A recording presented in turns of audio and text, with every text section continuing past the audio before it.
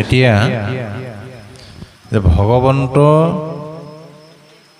কৃষ্ণই অৰ্থাৎ শিশু কৃষ্ণই যিগৰাকী পুতনা ৰাক্ষসীক বধ কৰিলে নন্দ যশোদাকে ধৰি সকলোৱে দেখিছে, হয়নে বাৰু? দেখিও তেওঁলোকে এটা অনুমান কৰিব পৰা নাইনে এওঁ যে ঐশ্বৰিক শক্তি আছে বা এওঁ ঈশ্বৰ বুলি। আকৌ শকতৰ দৰে বোজা কঢ়িওৱা গাড়ীখন গুৰিয়াই লুটিয়াই দিছে, যিখন দাঙিবলৈকে বহুত মানুহ লাগে। তেতিয়া আকৌ কি কৰিছে, বেদমন্ত্ৰ পঢ়ি কিবা নজৰ লাগিছে কিবা হৈছে বুলি। এইটো হ'ল মায়া। ভগৱন্তৰ সেইটোৱে ৰহস্য। যশোদাই কৃষ্ণৰ মুখতেই গোটেই বিশ্ব ব্ৰহ্মাণ্ড দেখিলে।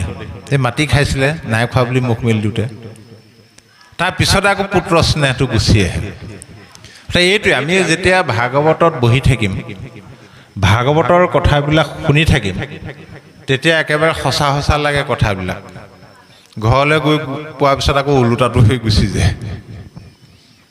এতিয়া সমাজত সেইকাৰণে গণ্ডগোল লাগিছে। ইয়াৰ একোটা একোটা বাক্য এটা এটা শব্দ কোনেও লৰচৰ কৰিব নোৱাৰে, কাটিব নোৱাৰে। স্বয়ং ভগৱন্ত কৃষ্ণৰ নিজ মুখৰ বাণী। ভগৱন্ত কৃষ্ণদেৱে কি কৰিলে, যে ঋষিমুনিসকলৰ দ্বাৰা আন ধৰ্ম কৰ্মবিলাক প্ৰকাশ কৰি যিটো তেওঁৰ নিজ ধৰ্ম ভক্তিটো কিন্তু নিজ মুখেৰে তেওঁ প্ৰচাৰ কৰিছে। নিজ মুখেৰে ব্ৰহ্মাক কৈছে। ব্ৰহ্মাই নাৰদক এনেকৈ কৰি আমি পাইছোঁ। ঋষি মুখে আন ধৰ্ম কৰাই বেকত, কহিলা আপোন মুখে নিজ ধৰ্ম যত।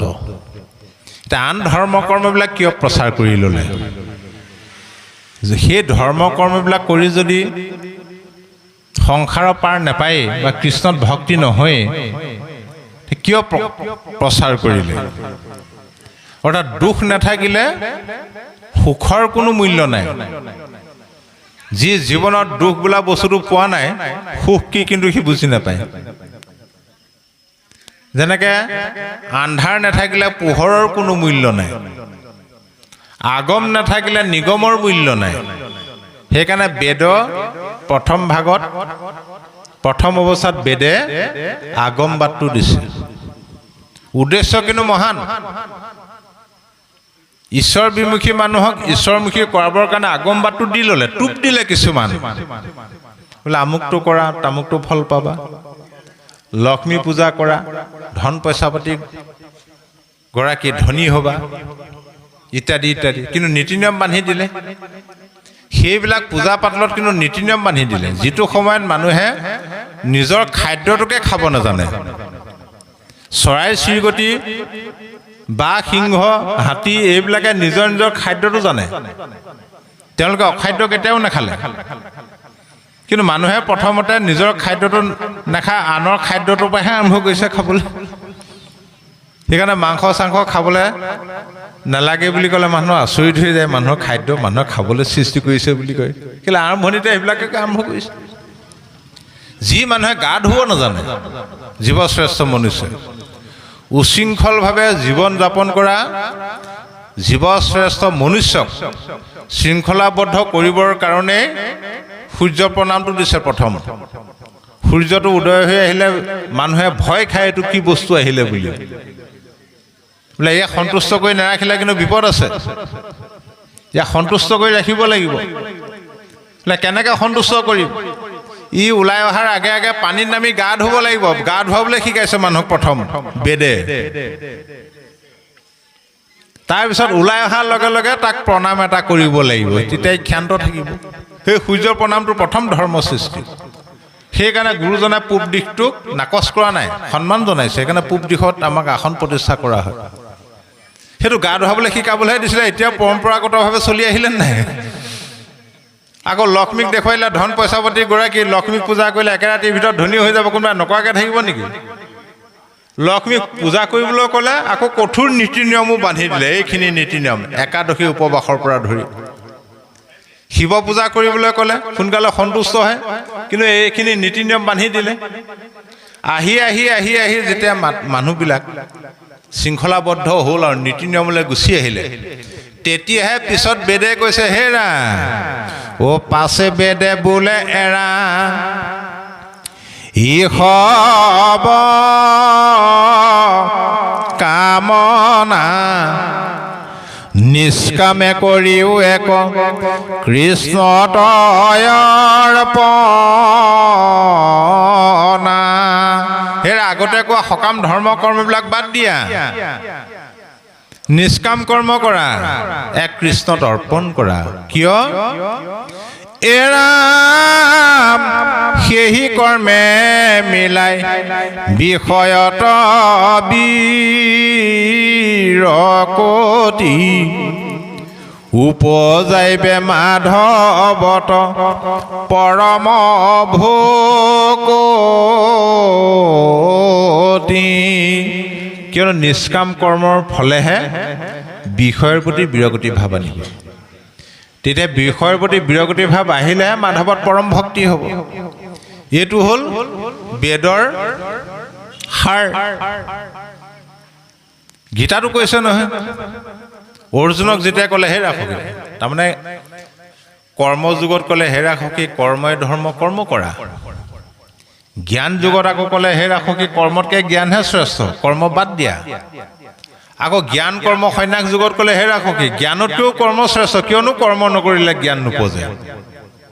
অৰ্জুনৰ লাগি গ'ল নহয় খেলি মেলি। হে ৰাখকি তোমাৰ এইবিলাক কি অকুৱা পকোৱা কথা মই একো বুজি পোৱা নাই, ভালকৈ বুজাই কোৱা। তুমি মোক পূৰ্বতে ক'লা কৰ্ম কৰিবলৈ, পিছত ক'লা ত্যাগ কৰিবলৈ, আকৌ এতিয়া কৈছা কৰ্ম কৰিবলৈ। স্বয়ং ভগৱন্তৰ নিজ মুখৰ পৰা শুনা স্বত্তেও অৰ্জুনৰ খেলি মেলি লাগি গ'ল। আমাৰ পঢ়াবিলাকৰ খেলি মেলি হ'ব নাই গীতা পঢ়ি? সেইকাৰণে আমাৰ হিন্দু ধৰ্মত এতিয়া গীতা শাস্ত্ৰক লৈ খেলি মেলি। সেইকাৰণে গুৰুজনাই গীতা ভাঙনিয়ে নকৰিলে। মই ভাঙনি কৰি থৈ যাম, মানুহে মূল তত্ত্ব বুজি নাপায়, খেলি মেলি লগাব। সেইকাৰণে গীতাৰ মূল বস্তুটো ভাগৱতলৈ লৈ গুচি আহিলে। মহাপুৰুষ মাধৱদেৱে গীতা পঢ়ি নামঘোষাত 607 নম্বৰ ঘোষাৰ পৰা 620 নম্বৰ ঘোষালৈকে গীতা ব্যাখ্যাই কৰিলে। আমাক এতিয়া পণ্ডিতৰ মাজত গীতা পঢ়িয়ে খেলি মেলি। তেতিয়া কৃষ্ণদেৱ অৰ্জুনক ক'লে হে ৰাখকে তোমাক মই যিটো কৰ্ম ত্যাগ কৰিবলৈ কৈছোঁ এইটো হ'ল সকাম কৰ্ম। তেতিয়া অৰ্জুনে উভতি ধৰিলে যদি সকাম কৰ্ম কৰিবই নালাগে বেদত কিয় বিধান দিলে? বেদতটো নোহোৱা নহয়, কিয় কৰিবলৈ ক'লে? স্বৰ্গলোভ কিয় দেখুৱালে? পাৰ্থে বোলে স্বৰ্গ যদি মহাফল নোহে যজ্ঞব্ৰত ধৰ্ম বেদে কি কাৰণে কহে। কৃষ্ণে বোলে বেদে কতো লোক প্ৰলোভাৱে শিশুক গুৰ দিবু বুলি ঔষধক দিয়ে স্বৰূপে ঔষধি তিক্ত গুৰ বুলি কহে কৰ্মৰো মুখ্যে ফল স্বৰ্গ পুনো নোহে। সেই সখী মানুহবিলাক বোলে বৰ লুব্ধমতী, মানে লোভিয়া, কিবা টোপ এটা নিদিলে একো নকৰে। সেইকাৰণে বেদে কি কৰিলে? বেদে কি কৰিলে? ঈশ্বৰ বিমুখী মানুহবিলাকক ঈশ্বৰমুখী কৰাবৰ কাৰণে কিছুমান টোপ দি দিলে। যেনেদৰে আপোনাৰ সৰু ল'ৰাটো অসুখ হ'ল, ডাক্তৰৰ ওচৰলৈ লৈ গ'ল, ডাক্তৰে ঔষধ এবটল দি পঠিয়ালে। মাকে আকৌ ল'ৰা ছোৱালীক ঔষধ খোৱাৰ আগত এচেলেক মাৰি চাই নাচায় মিঠা নে তিতা? মাকে চেলিকে চালে অকটা তিতা, খুৱাব এতিয়া কেনেকৈ? ভাল বেদে এটা কৌশল দিছে। তিতা ঔষধ বটলৰ লগতে ভাল মিঠাই কেইটামান লৈ আনক। তিতা ঔষধ খোৱাৰ আগতে মিঠাই অকণমান খাবলৈ দিয়ক, খাই ভাল পাব, আৰু দিয়া আৰু দিয়া। গোটেইকেইটা দিন তই কিন্তু ঔষধ চামুচ খাব লাগিব। সি তিতা মিঠাই লোভতে যিমান তিতা ঔষধ হ'লেও পুতুকে গিলি থ'ব নাই। এইটো হ'ল বেদৰ কৌশল। অ বহিৰ্মুখ মনুষ্যক নানা ফল দেখাই আনি কৰ্মতে ৰতি কৰাৱয় ঔষধ পিবাৰ অৰ্থে যেন পিতৃ চোৱালক ঘৃতল আৰু সন্দেহ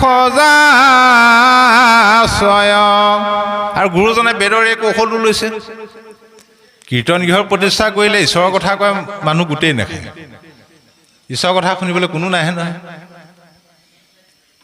লৰালকে কি কৰোঁ কি নকৰোঁ বুলি মাহ প্ৰসাদ আৰু মিঠৈ সৃষ্টি কৰিলে বিজ্ঞানসন্মতভাৱে।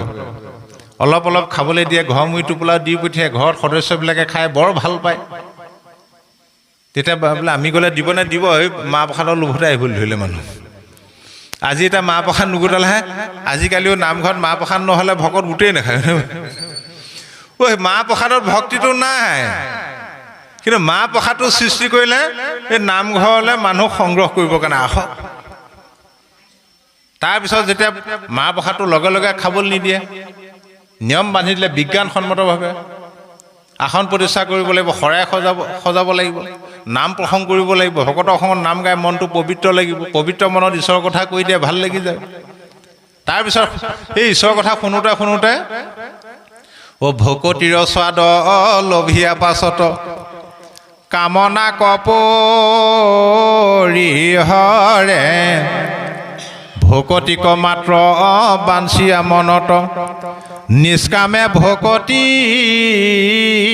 কৰে এতিয়া মাহ প্ৰসাদৰ প্ৰতি লোভটো নাইকিয়া হ'ল ঈশ্বৰৰ কথা শুনিবলৈ সেইটো লোভ বাঢ়ি গ'ল আৰু ইমান ভাগৱতে ইমান গুৰুজনাই ইমান সহজ সৰল কৰি দিলে চব আইসকলৰ কাৰণে আৰু কোনো কথাই নাই একো নালাগে জানিব মাত্ৰ কৃষ্ণৰ কথা শুনিবলৈ গৈছে এই আগতে মানুহবিলাকৰ নামবিলাক বেলেগ বেলেগ নহয় জানো এই পদ্ম নামৰ ভকত এজন আছিলে দেই শুনিব পদ্ম ভকতৰ আইগৰাকীৰ নাম আকৌ গেৰেলি আছিলে আগতে মানুহ খুব পেলু হৈ কিবা হয় পেটটো সৰুতে মানে ডাঙৰ হৈ যোৱা দেখি গেৰেলি মানে গেৰেলিয়ে নামটো হৈ থাকিলে পদ্মও হেবাং আছিলে তেওঁ ভাইজা মানে গেৰেলিও অলপ হেবাংমূৰীয়া আছিলে এদিন পদ্মক আৰু গাঁৱৰ ৰাইজে ক'লে হেৰৌ পদ্ম তই সেই শৰণ লৈ আহে যা তোক দেৰি বুলি পাতিব লাগিব পদ্মই ভাবিলে শৰণ ল'বলৈ যাওঁ ডাঙৰ কাম কৰিবলৈ গৈছোঁ একদম ভাৰ পাচি লৈ গৈছে আৰু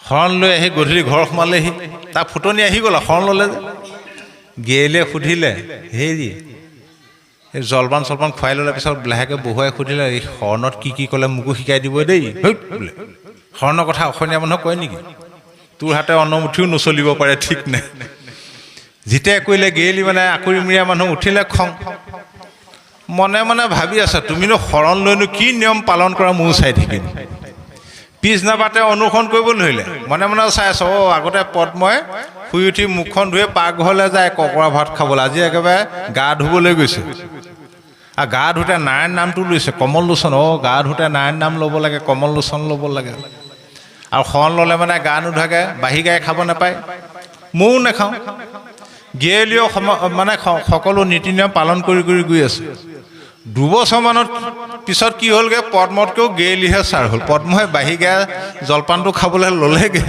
গেৰেলিহে ঠাণ্ডা পানীও নাখায় আছে আৰু এবাৰ মানে কি হ'ল আগতে কি হয় আমাৰ অসমীয়া সমাজত কিছুমান নিয়ম আছিল ৰাতি খাই বৈ বাচন বৰ্তন ধুইহে বাঢ়ি বাচন থ'ব নাপায় বুলি ভাবে সেইদিনা গেৰেলি জ্বৰ উঠিলে ভাবিলে আজি বাচন নুধুওঁ এইবুলি মজিয়াতে জমা কৰি থৈ তো শুবলৈ গ'ল তেতিয়া মনতে ভাৱ এটা আহিলে কোনটো সময়ত কি নাম ল'ব লাগে চব জানিলোঁ শুওঁতে বা কোনটো নাম ল'ব লাগে আজিলৈকে দেখা নাই আজি ক'ত সাৰিব তাৰ বেও ফুটা দি জুমি চাই আছে পদ্মইনো কি নাম লৈ শুৱে পদ্মক আকৌ কৈ পঠিয়ালে হেৰৌ পদ্ম আজিৰ পৰা শৰণ ল'লি আৰু তই ঘপংকে মানে বিচনা ৰাতি খাই বৈ গ্ৰীংকৈ পৰি নিদিবি বিচনাখন ভাত পোক পৰুৱা পৰি থাকিব পাৰে হাতটোৱে লৰাই চাবি চাই পদ্মনাভ বুলি কৈ শুবি ৰাতি তেতিয়া ভাল টোপনি আহিব পদ্মই কি কৰিলে বিচনাখনৰ ওচৰলৈ গৈ লাহেকৈ হাতে মোহাৰিছে অকণমান যেনিবা সুৰ লগাই কৈছে পদ্মনাভ ভাইও নমঃ বুলি লাহেকৈ শুইছে এতিয়া গেৰেলিয়ে মনে মনে ভাবিলা নিজ নাম ল'লে জীৱ তৰি যায় মই আজিহে গম পালোঁ শুওঁতে নিজ নামটো ল'ব লাগে পদ্মই নিজৰ নাম ল'লে যে গেৰেলিও একদম গপজত গৈছে আৰু বিচনাখন মুচিয়ে গেৰেলি না ভাইও নমঃ বুলি শুই দিছে এতিয়া পদ্মই কৈছে কি কৈছে তুমিও শুওঁতে তোমাৰ নাম লৈছা ময়ো মোৰ নাম লৈছোঁ গেৰেলি তেনেকৈয়ে তৰি গ'ল সেইকাৰণে গুৰুজনে কৈছে নুবুজয় যদ্যপি শাস্ত্ৰৰ একো তত্ত্ব তথাপি শুনুকনিত সাধুৰ সংগত শুনন্তে পাছে ৰতি ভৰিলে জাত তেবে ক্ষুধা আদি বাধা গুচিবে সতত শুনোতে যেতিয়া ৰতি আহি যাব তেতিয়া কাম ক্ৰোধ লোভ মোহ ভোগ পিয়া সেইবিলাক নাইকিয়া হ'ব কিন্তু খাটাং যত্নটো কৰিবই লাগিব এডমিশ্যন ল'বই লাগিব পঢ়িবলৈ হ'লে। আপোনাৰ দুটা ল'ৰা, এটাক এডমিশ্যন দি দিলে স্কুলত পঢ়িবলৈ, এটাক আকৌ কি কৰিলে, তই পঢ়িব নালাগে, তই ঘৰত কাম বন কৰিবি। আগৰ মানুহ তেনেকুৱাহে। যিটোক এডমিশ্যন দিলে সেইটো ধুম গেধা, যিটোক আকৌ এডমিশ্যন নিদিলে সি ককায়েকৰ কিতাপবোৰ মানে চব মুখস্থ, প্ৰশ্ন পেপাৰখন মানে সিয়ে গোটেইখন কৰি দিব পাৰে। কিন্তু যিমান চোকা হ'লেও সি কিন্তু ফেইল কৰা চাৰ্টিফিকেটখনো নাপায়। পাবনে বাৰু? বুজি পাইছে? যিটো এডমিশ্যন ল'লে সি কিন্তু ফেইল কৰা চাৰ্টিফিকেটখন হ'লেও পাব। সেইকাৰণে এডমিশ্যনটো হ'ল শৰণ, শৰণটো হ'ল এডমিশ্যন। বহিৰ্জাগতিক শিক্ষাৰ কাৰণে স্কুলত দিয়া এডমিশ্যন, এইটো যোন আধ্যাত্মিক শিক্ষাৰ কাৰণে ভকতৰ সংগত লোৱা এডমিশ্যনটোকে কৈছে শৰণ। ভকতিৰ বীজ শৰণেহে নিজ প্ৰেমানন্দতাৰ ফল, শৰণৰ বিনাই ভকতি কৰৈ এমাহ ঘটে জানো জল। এতিয়া কিমানে মেট্ৰিক দিলে এইবাৰ, কেইজনে ষ্টেণ্ড কৰিলে, কেইজনে ফাৰ্ষ্ট ডিভিজন পালে, কিমানজনে ছেকেণ্ড ডিভিজন পালে, কিমানজন ফেইল কৰিলে। কিন্তু পৰীক্ষা যে দিলে ফেইল কৰা চাৰ্টিফিকেট হ'লেও পালে নাই? আধ্যাত্মিক দিশতো সেইটোৱে। তেনেকৈ গৈ থাকিব পৰ্যায়ক্ৰমে সৰকি বাৰু যেই কি নহওক। এতিয়া আহিলে কৃষ্ণ বাপজন। শৰণৰ কথাটো ওলাওঁতে আমাৰ ফালৰ পৰা এটা প্ৰশ্ন সুধিবলৈ বিচাৰিছোঁ। কিছু কিছু ক্ষেত্ৰত আমি দেখা পাওঁ শৰণ আচাৰ্যৰ ওচৰত গৈ যি শৰণভাগেই ল'লে, শৰণভাগ লোৱাৰ পাছৰ দিনাখনৰ পৰা তেওঁ শৰণৰ কোনো কামেই তেওঁ নকৰিলে। এই শৰণভাগ থাকিব নাই ভ্ৰষ্ট হ'ব? অকণমান বহলাই ক'বচোন বাপজন। কৃষ্ণ। মই ক'লোৱেই, স্কুলত এডমিশ্যন লৈ যদি হোমৱৰ্ক নকৰে বছৰে বছৰে ফেইল কৰিব, যদি হোমৱৰ্ক কৰে পাছ কৰিব, তাত নিজৰ লগত কথা। কিন্তু শৰণটো লোৱাটো ল'লে, কিন্তু শৰণটো থাকি যাব, কিন্তু ফেইল কৰিব।